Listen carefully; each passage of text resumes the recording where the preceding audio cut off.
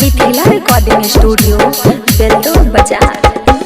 तोड़ी के तू दिला बजान गेली ससुररिया भूल गेला बचपन के प्यार गे। तोड़ी के तू दिला बजान गेली ससुररिया भूल गेली बचपन के प्यार गे। रतिया में बड़ी याद आवही गे छौरिया भूल गेली बचपन के प्यार गे। रतिया में बड़ी याद आवही गे छौरिया भूल गेली बचपन के प्यार गे।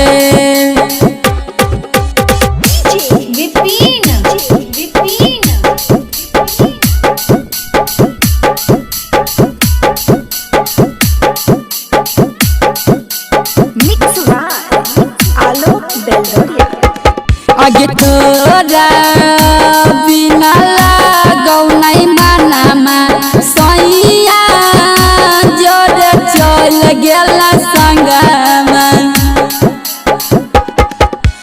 दादा को हमर दिलवा जान फाटो हो करे जाबा चल गेला सैया के संगमा गे। रतिया में बड़ी याद आवही गे छौरिया चल गेला सैया के संगमा गे। रतिया में बड़ी याद आवहो गे छौरिया चल गेला सैया के संगमा गे।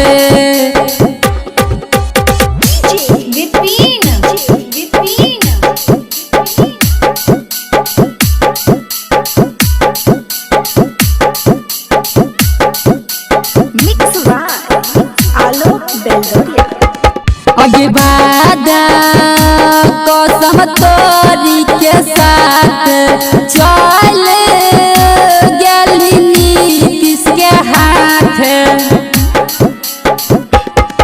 आगे नीरज खा के मारा तो जहरबा रवि संगे चल जैबी घरबा। रतिया में बड़ी याद आवही गे छौरिया चल जैबी सैया के संगमा गे। रतिया में बड़ी याद आवहो गे छौरिया चल जैबी सैया के संगमा गे। मिथिला रिकॉर्डिंग स्टूडियो बेलदौर बाजार।